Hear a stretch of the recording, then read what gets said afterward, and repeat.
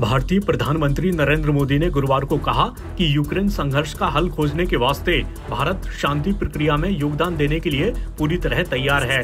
भारत की यात्रा पर आई इटली की प्रधानमंत्री जॉर्जिया मेलोनी के साथ द्विपक्षीय वार्ता के बाद पीएम मोदी ने ये बात कही। आपको बता दें कि पीएम मोदी ने मेलोनी के साथ बातचीत की और बहुआयामी द्विपक्षीय संबंधों को आगे ले जाने पर विचारों का आदान प्रदान किया। पीएम मोदी ने दिल्ली स्थित हैदराबाद हाउस में द्विपक्षीय वार्ता शुरू करने से पहले मेलोनी का अभिवादन भी किया। पीएम मोदी के साथ मीडिया को संबोधित करते हुए मेलोनी ने कहा कि इटली को उम्मीद है कि G20 की अध्यक्षता के दौरान भारत यूक्रेन में जारी संघर्ष को खत्म करने की प्रक्रिया को सुविधाजनक बनाने और बातचीत करने में केंद्रीय भूमिका निभाएगा। चलिए अब आपको पीएम मोदी की बात विस्तार से सुना देते हैं।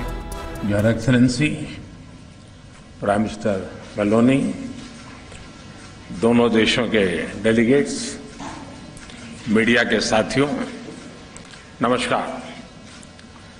प्रधानमंत्री मेलोनी की पहली भारत यात्रा पर मैं उनका और उनके डेलीगेशन का भारत में हार्दिक स्वागत करता हूं। पिछले वर्ष के चुनावों में इटली के नागरिकों ने उन्हें प्रथम महिला एवं सबसे युवा प्रधानमंत्री के रूप में चुना। इस ऐतिहासिक उपलब्धि पर मैं उन्हें सभी भारतवासियों की ओर से बहुत बहुत बधाई और शुभकामनाएं देता हूं। उनके कार्यभार संभालने के कुछ दिनों बाद ही बाली में G20 समिट के दौरान हमारी पहली बैठक हुई थी। फ्रेंड्स, हमारी आज की चर्चाएं बहुत ही सार्थक और बहुत ही उपयोगी रही। इस वर्ष भारत और इटली अपने द्विपक्षीय संबंधों की 75वीं वर्षगांठ मना रहे हैं और इस अवसर पर हमने भारत इटली साझेदारी को स्ट्रेटेजिक पार्टनरशिप का दर्जा देने का निर्णय लिया है। हमने अपने आर्थिक संबंधों को और सुदृढ़ करने पर जोर दिया। हमारे मेक इन इंडिया और आत्मनिर्भर भारत अभियान से भारत में निवेश के अपार अवसर खुल रहे हैं। हमने renewable energy, green hydrogen, IT, semiconductors, telecom, space जैसे क्षेत्रों में सहयोग बढ़ाने पर विशेष जोर दिया।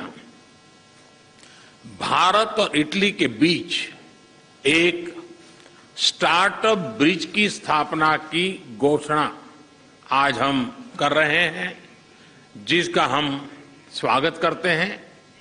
फ्रेंड्स, एक और क्षेत्र है जो दोनों देश एक नया अध्याय शुरू कर रहे हैं और वो है रक्षा सहयोग का। भारत में डिफेंस मैन्युफैक्चरिंग सेक्टर में को प्रोडक्शन एंड को डेवलपमेंट के अवसर बन रहे हैं, जो दोनों देशों के लिए लाभदायक हो सकते हैं। हमने दोनों देशों की सेनाओं के बीच नियमित रूप से ज्वाइंट एक्सरसाइज और ट्रेनिंग कोर्सेज आयोजित करने का भी निर्णय लिया। आतंकवाद और अलगाववाद के खिलाफ लड़ाई में भारत और इटली कंधे से कंधा मिलाकर चल रहे हैं। हमने इस सहयोग को और मजबूत करने पर विस्तार पूर्वक चर्चा की। फ्रेंड्स, भारत और इटली के बीच सदियों पुराने सांस्कृतिक और पीपल टू पीपल संबंध है। हमने वर्तमान समय की अवस्था का अनुसार इन संबंधों को एक नया स्वरूप और नई ऊर्जा देने पर विचार विमर्श किया। दोनों देशों के बीच migration and mobility partnership agreement पर चर्चा चल रही, उस पर जो चल रही वार्ता का विशेष महत्व है। इस समझौते के शीघ्र समापन से हमारे पीपल टू पीपल रिश्ते और सुदृढ़ होंगे। हमने दोनों देशों के उच्च शिक्षा संस्थानों के बीच सहयोग को बढ़ावा देने पर भी बल दिया। भारत और इटली के संबंधों की 75वीं वर्षगांठ मनाने के लिए हमने एक एक्शन प्लान बनाने का निर्णय लिया। इससे हम दोनों देशों की विविधता, इतिहास, science and technology, innovation, sports और अन्य क्षेत्रों में उपलब्धियों को वैश्विक पटल पर शोकेस कर सकेंगे। फ्रेंड्स, कोविड महामारी और यूक्रेन संघर्ष से उत्पन्न फूड, फ्यूल और फर्टिलाइजर के क्राइसिस से सभी देश प्रभावित हुए हैं। विकासशील देशों पर इनका विशेष रूप से नकारात्मक प्रभाव पड़ा है। हमने इस बारे में अपनी साझा चिंता व्यक्त की। इन समस्याओं के समाधान के लिए हमने संयुक्त प्रयासों पर बल दिया। भारत की G20 अध्यक्षता में भी हम इस विषय को प्राथमिकता दे रहे हैं।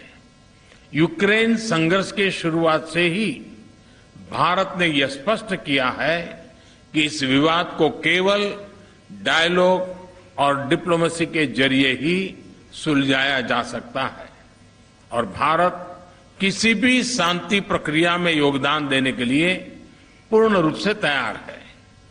हम इंडो पैसिफिक में इटली की सक्रिय भागीदारी का भी स्वागत करते हैं। यह बहुत खुशी की बात है कि इटली ने इंडो पैसिफिक ओशन इनिशिएटिव में शामिल होने का निर्णय लिया है। इससे हम इंडो पैसिफिक में अपना सहयोग बढ़ाने के लिए ठोस विषयों की पहचान कर सकेंगे। वैश्विक वास्तविकताओं को बेहतर तरीके से दर्शाने के लिए मल्टीलेटरल इंस्टीट्यूशंस में सुधार आवश्यक है। हमने इस विषय पर भी विचार विमर्श किया। एक्सेलेंसी, आज शाम आप रायसीना डायलॉग में चीफ गेस्ट के तौर पर शामिल होंगी। वहां आपका संबोधन सुनने के लिए हम सभी बहुत उत्सुक हैं। आपकी इस भारत यात्रा और हमारी उपयोगी चर्चा के लिए आपका, आपके डेलीगेशन का बहुत बहुत धन्यवाद।